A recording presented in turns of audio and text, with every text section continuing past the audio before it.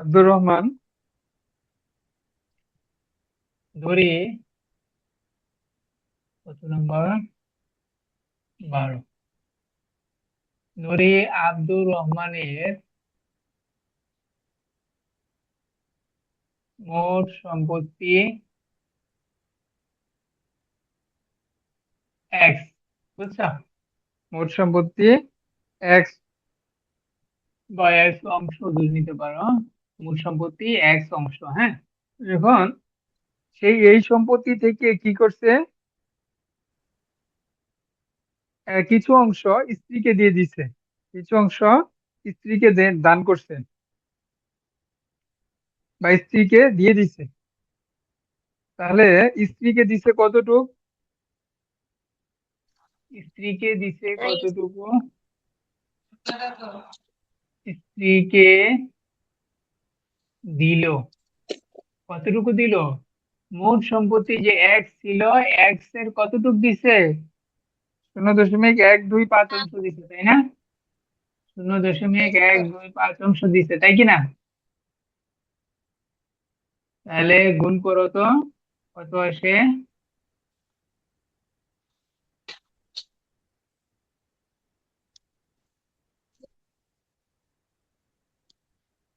দশমিক তুলে দাও, তুলে দিয়ে ভাগ করো, ভাগ করলে কত আসে দেখো।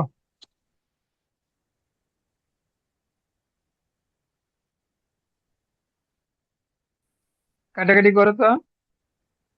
125 1000-এ 8 বার যায়, 125 1000-এ 8 বার যায়, তাহলে এত অংশ। তাহলে কত হইলো, 1/8 অংশ সেই স্ত্রীকে দিয়ে দিছে, তাই না? স্ত্রীকে দিয়ে দিছে না? জি স্যার। জি আচ্ছা, স্যার। এখন এখন শুধু স্ত্রীকে দেয় নাই, বাকি সম্পত্তি যতটুকু রইলো, বাকি সম্পত্তি, তার যে মোট সম্পত্তি ছিল এক, সেখান থেকে সে 1/8 অংশ স্ত্রীকে দিয়ে দিছে। এখন বাকি যে যে সম্পত্তি আছে তার কাছে, তাহলে বাকি সম্পত্তি রইলো স্ত্রীকে দেওয়ার পর, বাকি সম্পত্তি রইলো কত, স্ত্রীকে দেওয়ার পর বাকি সম্পত্তি রইলো কত অংশ, দেখো মোট সম্পত্তি ছিল এক, স্ত্রীকে দিয়ে দিছে 1/8 অংশ, তাহলে কতটুক থাকলো তার কাছে? 8x থেকে x গেলে 7x/8 থাকবে, 7x/8 অংশ থাকবে, বুঝছো? স্ত্রীকে দেওয়ার পর তার কাছে সম্পত্তি কতটুকু রইলো, বুঝছো?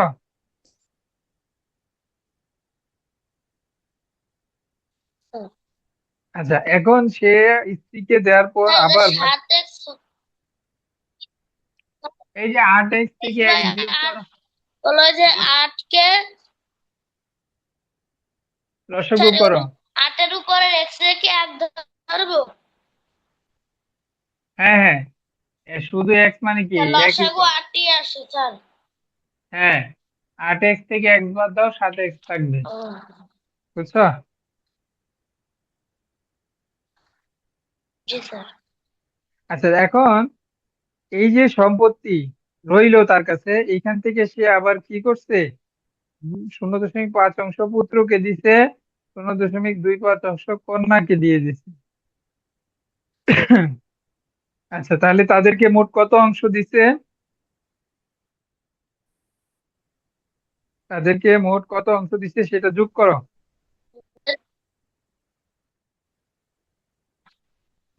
এক্স বাই আট আচ্ছা, কত দিছে দেখো, আহ কত অংশ, পুত্র এবং কাকে দিছে, পুত্র এবং কন্যাকে দিছে। তাহলে পুত্র লিখবা, পুত্র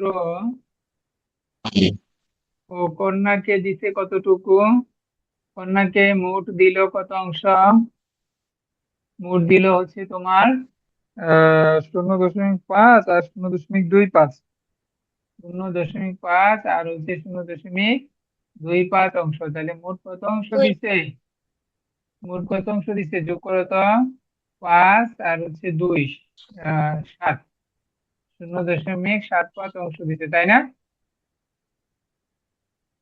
জি স্যার। হ্যাঁ, পুত্র এবং কন্যাকে দিছে এত অংশ। তাহলে তার কাছে এই যে বাকি সম্পত্তি যে ছিল, এই যে বাকি সম্পত্তি রইলো, স্ত্রীকে দেওয়ার পর বাকি সম্পত্তি রইলো 7/8 অংশ থেকে এত অংশ, আবার এই অংশটুকুর এত অংশ আবার কি কি করছে, পুত্র কন্যাকে দিয়ে দিচ্ছে। তাহলে পুত্র এবং কন্যাকে দিচ্ছে মোট কত অংশ? 7/7x/8 অংশের, 7x/8 অংশের আমরা লিখবো পুত্র ও কন্যাকে মোট দিল এত অংশ। তাহলে 0.5 আর 0.25 বাকি সম্পত্তির, মোট সম্পত্তির বাকি সম্পত্তির এত অংশ, বাকি সম্পত্তির পুত্র কন্যাকে দিল এত অংশ। তাহলে এখানে একটু লিখে নাও, যেহেতু এই স্ত্রীকে দেওয়ার পর যতটুকু সম্পত্তি বাকি ছিল সেইটুকুর এত অংশ। তাহলে লিখবা বাকি সম্পত্তির, বাকি সম্পত্তি সম্পত্তির পুত্র এবং কন্যাকে দিল এত অংশ। সুতরাং মোট সম্পত্তি দিল কতটুকু? সুতরাং পুত্র ও কন্যাকে দিল কতটুকু? বাকি স্ত্রীকে দেওয়ার পর বাকি সম্পত্তি কি ছিল? 7x/8 ছিল না? 7x/8 ছিল।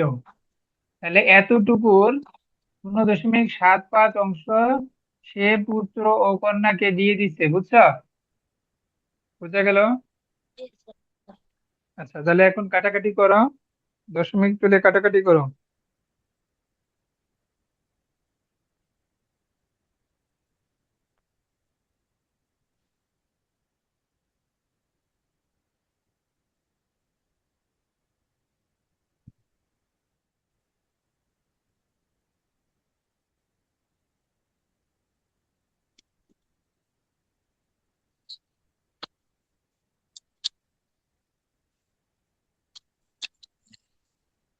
তাহলে কত থাকলো? 21x বাই হচ্ছে 32।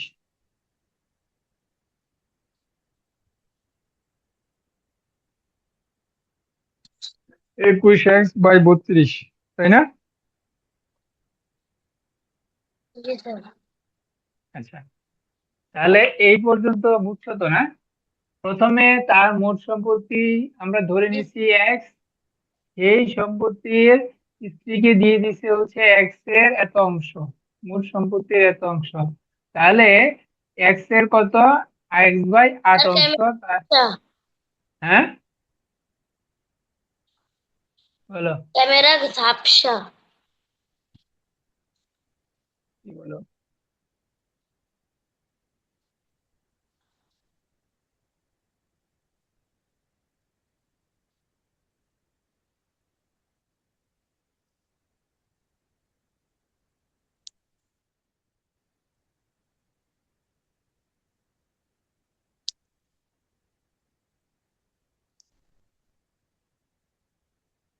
দেখা যায় এখন? নো স্যার, ঠিক হয়নি। দেখা যায়? স্যার প্রথম এক লাইন, স্যার প্রথমেরও এক লাইনই সমস্যা স্যার। বাকিগুলো দেখা যায়? জি স্যার।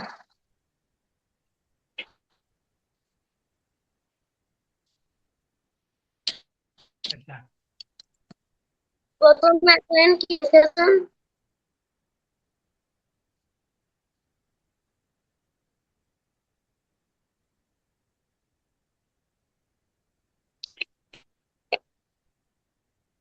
আচ্ছা, তাহলে প্রথম লাইনটা তো বলাই আছে আব্দুর রহমানের মোট সম্পত্তি এক্স। বুঝছো? আব্দুর ও, রহমানের মোট জি সম্পত্তি এক্স। তাহলে সেই স্ত্রীকে দিয়ে দিছে হচ্ছে তার সম্পত্তি, মোট যে সম্পত্তি ছিল সেইটার 0.125 অংশ। তাহলে স্ত্রী কতটুকু পাইলো? 1/8 অংশ, তাই না? স্ত্রী কতটুকু পাইলো? জি স্যার। 1/8 অংশ, এতটুকু দিল। এখন স্ত্রীকে দেওয়ার পর সম্পত্তি তো কমে গেল, তাই না? আব্দুর রহমানের সম্পত্তি কমে গেছে না, যেহেতু স্ত্রীকে কিছু অংশ দিয়ে দিছে, 1/8 অংশ, তাহলে বাদ যাবে না? স্ত্রীকে দেওয়ার পর জি তার স্যার। কাছে তার কাছে সম্পত্তি কতটুকু রইলো? বিয়োগ করতে হবে 7x/8 তাই না? তাই কি না? আচ্ছা, এর তারপর জি স্যার। বুঝছো? জি স্যার। স্যার আমি একটু তুলে নিই। হ্যাঁ, তুলো।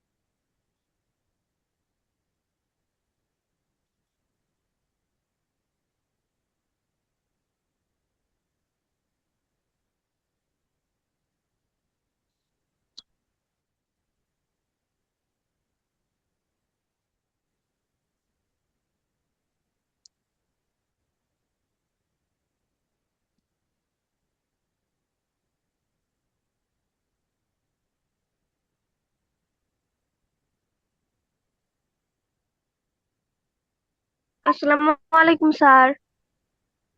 ওয়ালাইকুম সালাম। স্যার অনেক হ্যাঁ, কষ্ট করে ঢুকছি। কেন? এরকম তো হওয়ার কথা না। স্যার ঢুকতে পারি না। তোমার ওইখানে কি নেট ওয়াইফাই নাই? স্যার আছে তো। তুমি যেখানে ক্লাস করো সেখান থেকে কি ওয়াইফাই অনেক দূরে?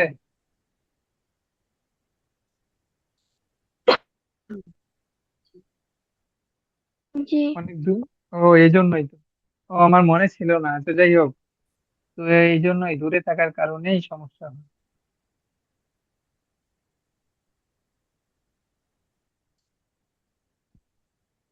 স্যার আমার আচ্ছা, খাতা, স্যার আমার অঙ্কগুলো হয়েছে। অঙ্কগুলা আজকে দেখবো, হ্যাঁ। দেখতে পাই না, আজকে দেখে আমি তোমাকে পাঠাই দিব, হ্যাঁ। উম,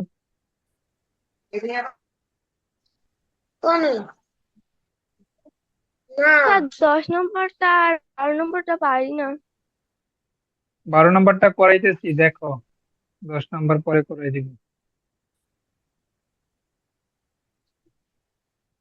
রুবাইয়া কি চাঁদপুর থেকে, তাই না?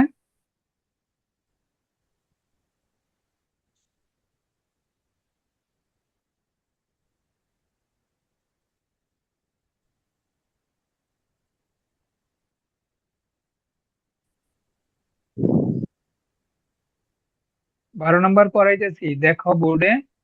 আর তুলো, আমি বুঝাই দিব, প্রয়োজনে না বুঝলে আবার বুঝাই দিব, তুমি দেখো 12 নম্বর।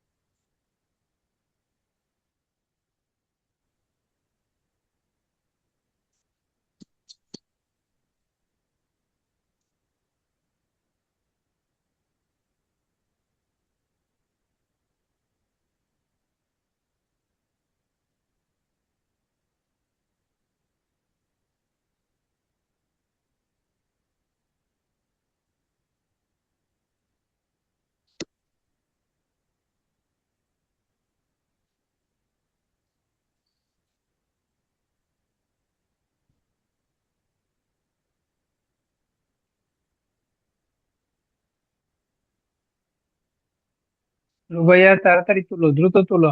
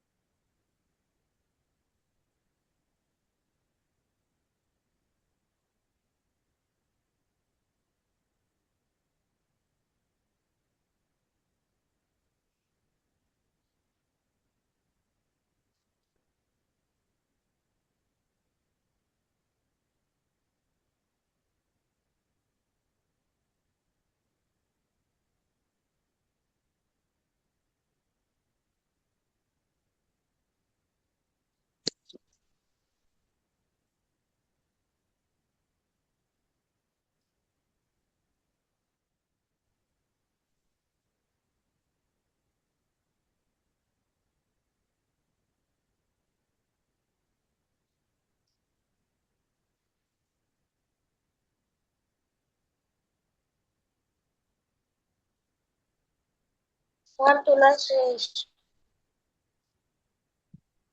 আচ্ছা, তাহলে একটু বুঝছো তো মুকিত না? জি স্যার।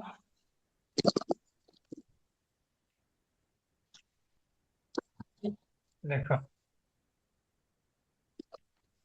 তাহলে সে স্ত্রী এবং পুত্রকে দিয়ে এরপর প্রথমে স্ত্রীকে দিছে, প্রথমে প্রথমে স্ত্রীকে দিছে, তারপর সে পুত্র এবং কন্যাকেও দিছে। দেওয়ার পর কতটুকু দিছে পুত্র কন্যাকে? 21x/32, তাই না? 21, হ্যাঁ, 0.5 কোনটা কোনটা, কোথায় শূন্য? তাই পুত্রের 7/5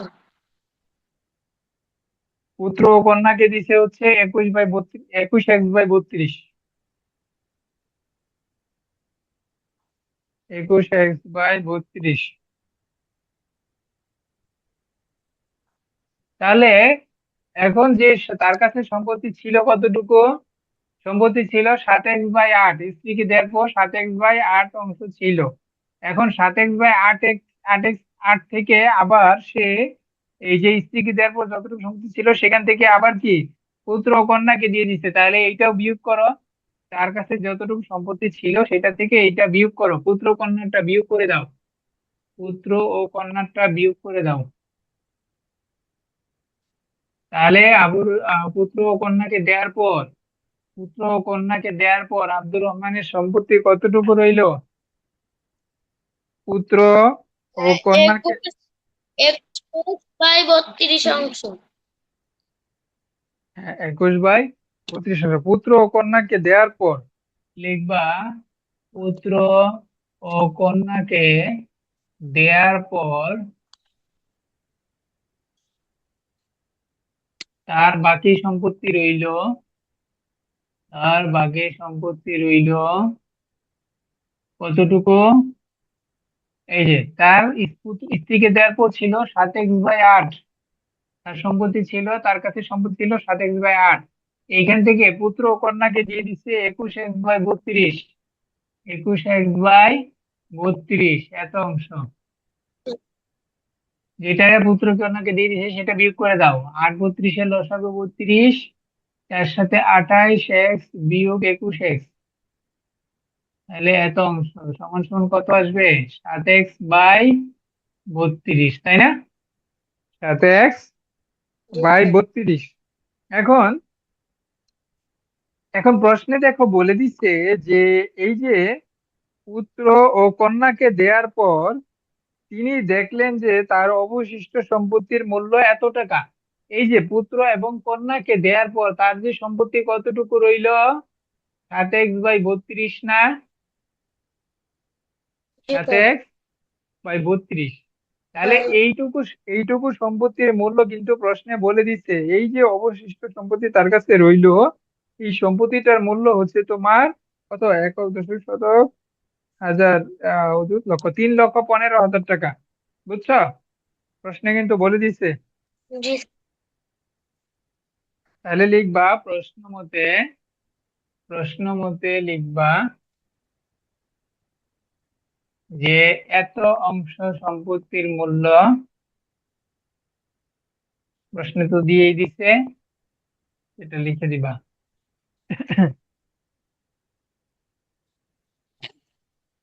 লিখবা প্রশ্ন মতে এত অংশ 7x/32 অংশ সম্পত্তির মূল্য কত? কত দিছে? 3,15,000 টাকা, 15,000 টাকা। সুতরাং এক বা সম্পূর্ণ, এক বা সম্পূর্ণ অংশ, সরি, এক অংশ, এক অংশ সম্পত্তির মূল্য কত হবে? সুতরাং এক অংশ, সুতরাং এক অংশ সম্পত্তির মূল্য কত? এক বা, আচ্ছা, এক অংশ, এক অংশ সম্পত্তির মূল্য কত হবে? ভাগ হবে, ভাগ হবে 7x/32 ভাগ হবে। সুতরাং তার মোট সম্পত্তি ছিল এক্স, তাহলে এক্স অংশ সম্পত্তির মূল্য কত হবে? এক্স অংশ সম্পত্তির মূল্য হবে তোমার 3,15,000 গুণ হচ্ছে এক্স, এক্স গুণ হবে, তারপরে নিচে হবে 7x/32 এত অংশ। তাহলে এবার ই করো, নিচে ভাগ আছে, গুণ উল্টায় দাও। আহ কত হবে? 3,15,000 গুণ এক্স, ভাগ যেহেতু আছে তাহলে 7x নিচে থাকবে, উপরে 32 যাবে, উপরে 32 যাবে। বুঝছো? বুঝেছো? জি। এখন এক্স, এক্স কেটে দাও আর 7 দিয়ে ভাগ করো, তাহলে আনসার চলে আসবে। ভাগ করো।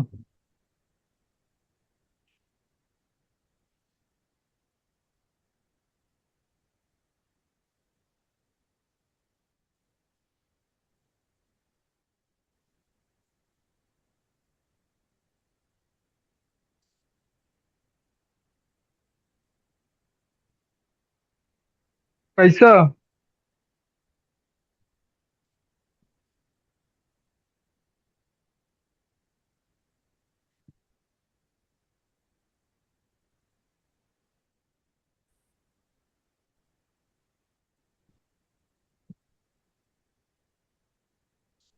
7 দিয়ে ভাগ করো, দেখো ভাগ যাবে।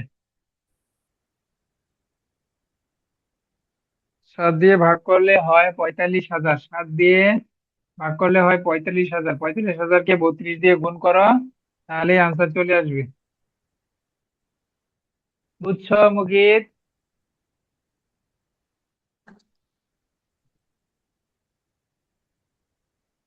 বুঝে গেছে? সূত্র অঙ্কটা একটু বড়, কিন্তু বুঝে বুঝে করলে পারবা, বুঝে বুঝে করতে হবে।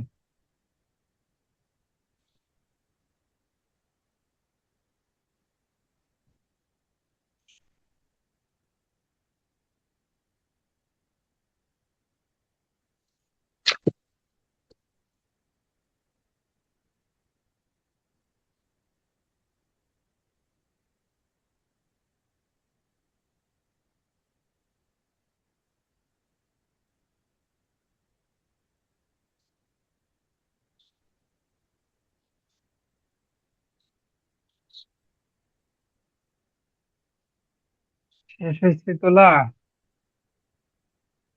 এর অর্থ তো আছে।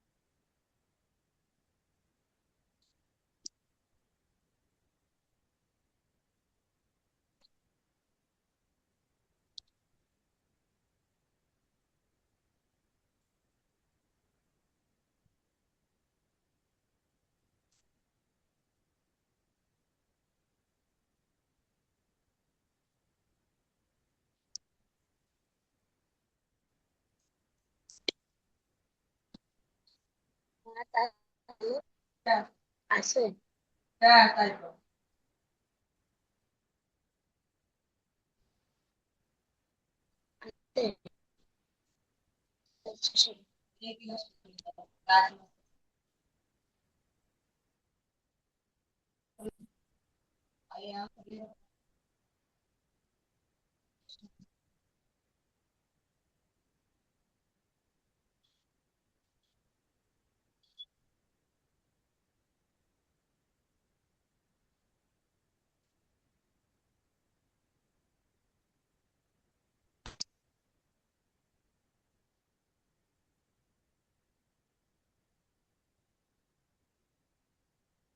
বুঝছো?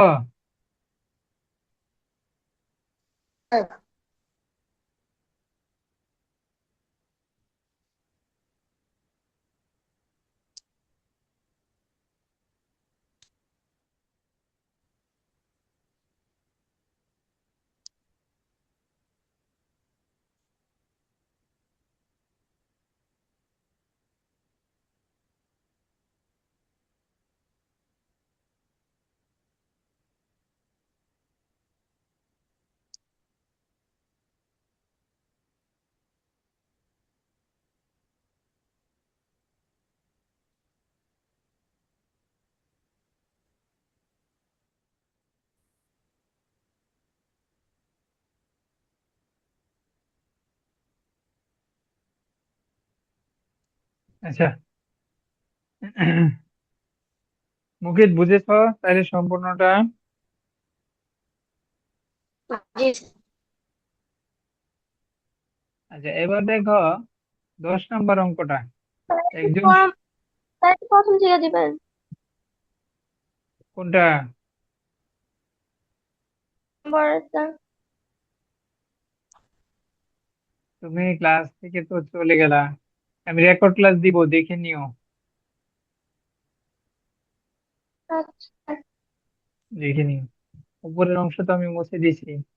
আচ্ছা, একজন শিক্ষক 10 নম্বরটা জাস্ট 2 মিনিটে। মুখী 10 নম্বরটা করো তো, 10 নম্বর করো। আর রুবাইয়া, তুমি বুঝো নাই, তুমি একটু দেখে নাও, হ্যাঁ? মুকিত করো দেখি, না দেখে করবো দেখি পারো কিনা। মুকিত যেহেতু পারো, তুমি স্যার জাস্ট করো। হ্যাঁ, বলো। 10 নম্বর করে স্যার আপনি। হুম। 10 নম্বর করে পাইছে আপনি। কথা কেটে কেটে আসতেছে, একটু মাইক্রোফোন কাছে নিয়ে বলো তো, কি বলছো? মাইক্রোফোন। আপনাকে পাঠিয়ে দিয়েছিলাম। আচ্ছা, ঠিক আছে, ঠিক আছে, দেখো তাইলে। দেখো, তুমি দেখো তাইলে।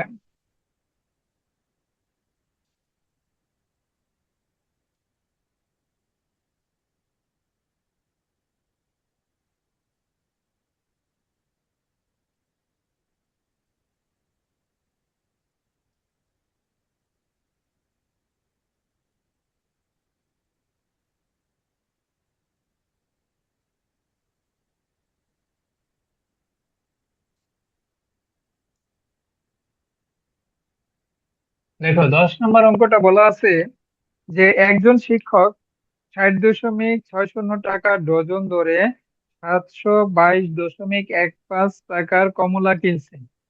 তিনি 60.60 টাকা ডজন, মানে 1 ডজন কিনছে 60.60 টাকা দিয়ে, তাই তো? তাহলে সে কত টাকার কমলা কিনছে? শিক্ষক 722.15 টাকার কমলা কিনছে। 13 জন শিক্ষার্থীর মধ্যে তিনি সমানভাবে ভাগ করে দেন, তাহলে প্রত্যেক শিক্ষার্থী কয়টি কমলা পাবে? তাহলে এখানে দেখো, আসলে সে ওই যে 722.15 টাকা দিয়ে কতগুলো কমলা কিনছে, এইটা আমাকে প্রথমেই বের করতে হবে। 722.15 টাকা দিয়ে কতগুলো কমলা কিনছে, কারণ কমলার সংখ্যা না জানলে আমি কিভাবে শিক্ষার্থীদেরকে ভাগ করে দিব? তো আমাকে প্রথমেই বের করতে হবে যে 722.15 টাকা দিয়ে সে কয়টি কমলা কিনছে। তাহলে আমরা প্রথমে 1 ডজন সমান 22টি, আমরা জানি। সরি, 1 ডজন সমান 12টি। 1 ডজন সমান 12টি, তাহলে সে 60.60 টাকা দিয়ে, 60.60 টাকা দিয়ে কমলা কিনছে কয়টি? 60.60 টাকা দিয়ে কমলা কিনেছে কতটি? 12টি। রুবাইয়া বুঝছো?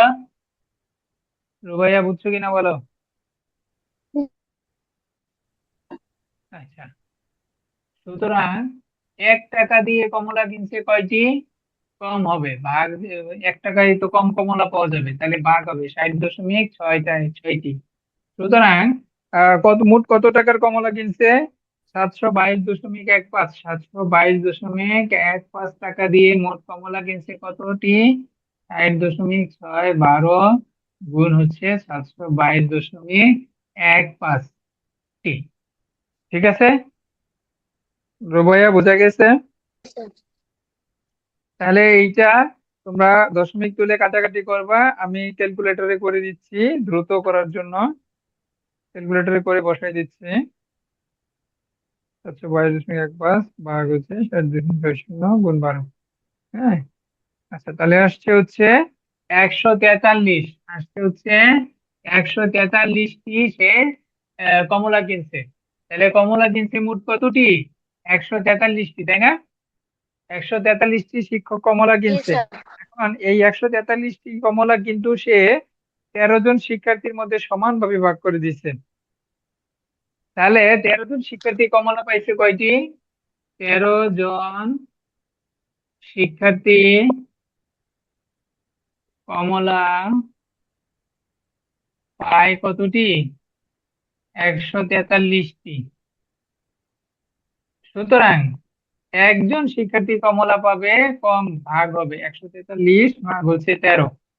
হ্যাঁ, তাহলে কাটাকাটি করো, 13 একে 13, 11টি।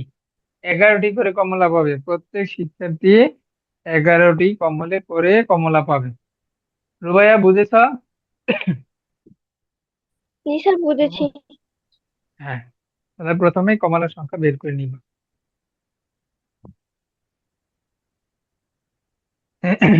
আচ্ছা, আগামী ক্লাসে আমরা আহ, বীজগণিত করাবো। পাটিগণিত এই কয়টা আমরা করালাম আজকে। আমি কিছু অতিরিক্ত অঙ্ক আছে 1.6 এর, সেগুলা বাসায় করবা, আমি দিয়ে দিব। হ্যাঁ, 1.6 এর অতিরিক্ত কিছু অঙ্ক আছে, সেটা দিয়ে দিব, সেটা বাসায় করবা। আর স্যার, কমলা কিনবে করে। বুঝি নাই, বলো। স্যার, ওই যে কমলা, হ্যাঁ, বলো। এরপরে কি লেখ? এটা কি? কমলা কিনছে 12টি।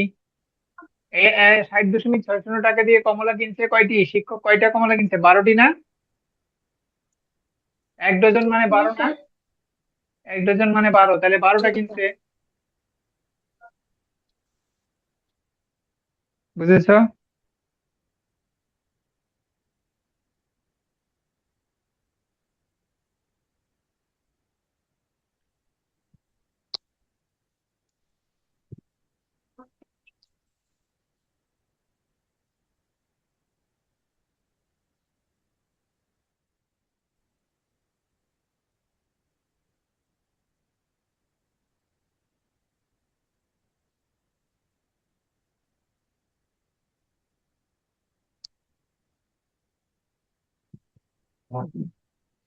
আচ্ছা, রুবাইয়া তোমার সিলেবাসটা আমাকে দিয়ে দিবা। হ্যাঁ, হোয়াটসঅ্যাপে সিলেবাসটা দিয়ে দিবা। আচ্ছা স্যার। দেখো, আজকে আমরা 4.2 এর বীজগণিত, হ্যাঁ, অল্প একটু আলোচনা করব। দেখো,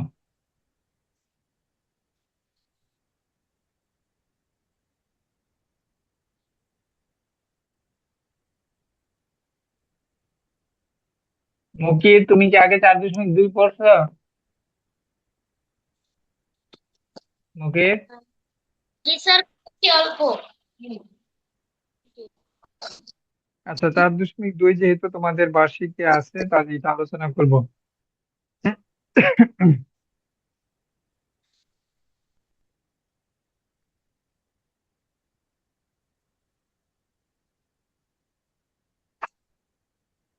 দেখো আমরা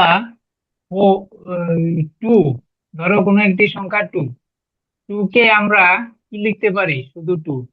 কিন্তু ফোর কে দেখো কি লিখতে পারি? টু ইন্টু টু লিখতে পারি না? পারি? টু জি স্যার ইন্টু পারি। জি স্যার। টু ইন্টু টু লিখতে পারি। আবার দেখো এইট কে আমরা কি আচ্ছা, টু ইন্টু টু মানে কি? তোমরা টু স্কোয়ার মানে দুইটা দুই, তাহলে দুইটা দুই হইলে আমরা দুইয়ের উপরে কি দিব? দুইয়ের উপরে টু লিখবো। আবার দেখো এ আমরা যদি সিক্স লিখি তাহলে কি লিখতে পারবো? দেখো সরি, সিক্স হবে না, এইট।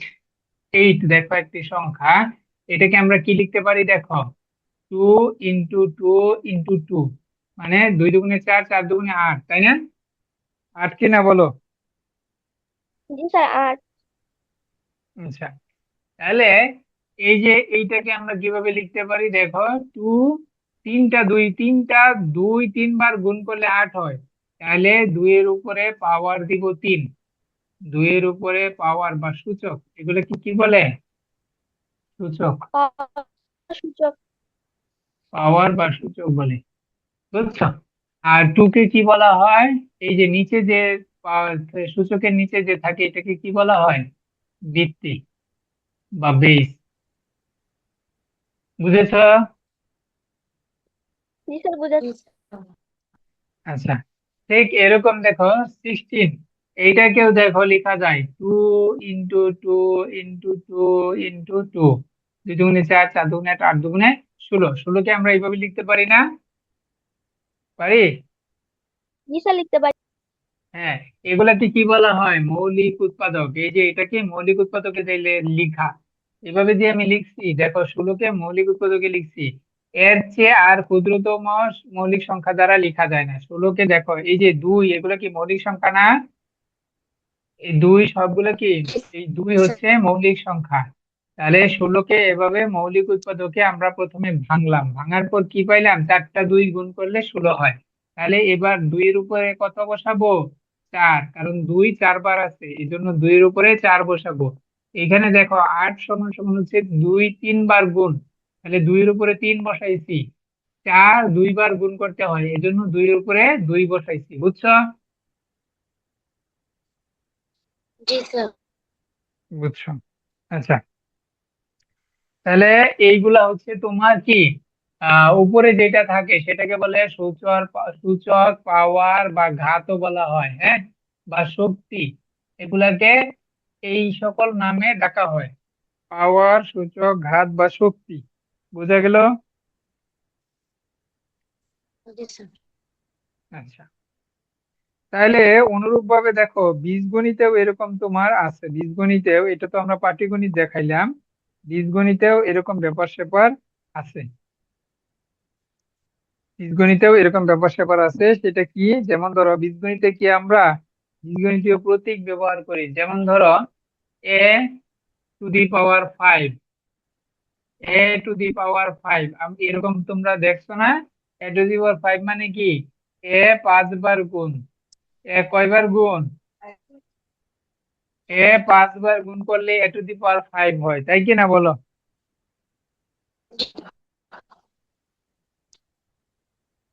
বুঝছো? জি স্যার। জি স্যার বুঝছি।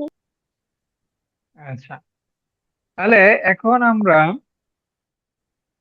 সূচকের গুণন বিধি শিখবো। সূচকের গুণন বিধি, এতক্ষণ আমরা দেখলাম সূচক গুলা কিভাবে লেখা হয়, হ্যাঁ, এগুলাকে বলা হয় সূচক। সূচক কিভাবে লেখা হয় দেখছো, এই যে এগুলা হচ্ছে সূচক, এগুলাকে বলা হয় সূচক। আর নিচে যেটা থাকে সেটাকে বলা হয় ভিত্তি বা বেস। ভিত্তি বা বেস, ঠিক আছে? এবার আসো, যদি এরকম দুইটা সংখ্যা থাকে পাশাপাশি, তখন আমরা কিভাবে সূচকের গুণন করব, সূচকের গুণ করব, সেটা কিভাবে করব? যেমন ধরো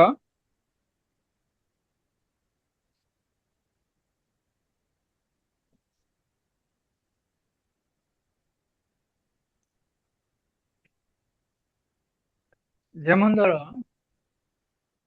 এ স্কোয়ার ইন্টু এ কিউব, হ্যাঁ, এ কিউব, হ্যাঁ। পাওয়ার 2 থাকলে স্কোয়ার করা হয়, আর পাওয়ার 3 থাকলে এটাকে কি বলা হয়? কিউব বা ঘন। কিউব বা ঘন, বুঝেছো? তাহলে জি স্যার। এই ক্ষেত্রে তোমার নিয়মটা কি? আমরা এই দুইটা কিভাবে গুণফল বের করব? এই দুইটা সংখ্যার কিভাবে গুণফল বের করব? দেখো, গুণফল বের করার নিয়মটা হচ্ছে যে a to the power m into a to the power n যদি থাকে, তাহলে আমরা কি লিখবো? M plus n. হ্যাঁ, এটার গুণফল হবে a to the power m plus n. যেমন ধরো, এ স্কোয়ার আর এ কিউব আছে, এই দুইটার গুণফল কি হবে? M plus N. দেখো, এর পাওয়ার এম, এর পাওয়ার এন আছে, তাই না? এটার সাথে মিলছে না? জি স্যার। মিলছে। তাহলে জি এটার সূত্র স্যার। কি ছিল? M plus N. দেখো, 2 আর 3, এই পাওয়ার গুলা গুণ করে দিবা, 2 আর 3 যোগ করে দিবা, সরি। এই যে সূচকের উপরে যে পাওয়ার থাকবে, সরি, ভিত্তির উপরে যে পাওয়ার থাকবে বা বেসের উপর যে পাওয়ার থাকবে, সেই পাওয়ার গুলা যোগ হবে। তাহলে যোগ করলে কত আসে? এ টু দি পাওয়ার 5 আসে না? আসে? জি। জি স্যার। হ্যাঁ। তাহলে এইভাবে তোমরা দেখো, কিছু অঙ্ক আছে তোমাদের, হ্যাঁ। তাহলে এইটা কিভাবে হইলো একটু জাস্ট দেখে নাও। এ স্কোয়ার, এটা সূত্রটা কিভাবে আসলো দেখো। এ স্কোয়ার ইন্টু এ কিউব। দেখো, এটাকে আমরা লিখতে পারি এ স্কোয়ার মানে কি? এ গুণ এ না? এ স্কোয়ার মানে কি? এ স্যার। স্কোয়ার মানে কি? এ গুণ এ না? স্যার। হয় কি না মুকেশ? জি স্যার। আর এ কিউব মানে কি? জি স্যার। তিনটা এ গুণ করলে এ কিউব পাওয়া যায়, ঠিক আছে? তাহলে দেখো, এখানে দুইটা এ আছে, এখানে তিনটা এ আছে, তাহলে মোট কয়টা হইলো? এ টু দি পাওয়ার 5 হবে না? এ to the power G sir. 5 হবে। ঠিক এই আছে, ঠিক আছে। তাহলে এরকম দেখো কিছু অঙ্ক আছে, এই যে উদাহরণ 9, পৃষ্ঠা নাম্বার হচ্ছে 85।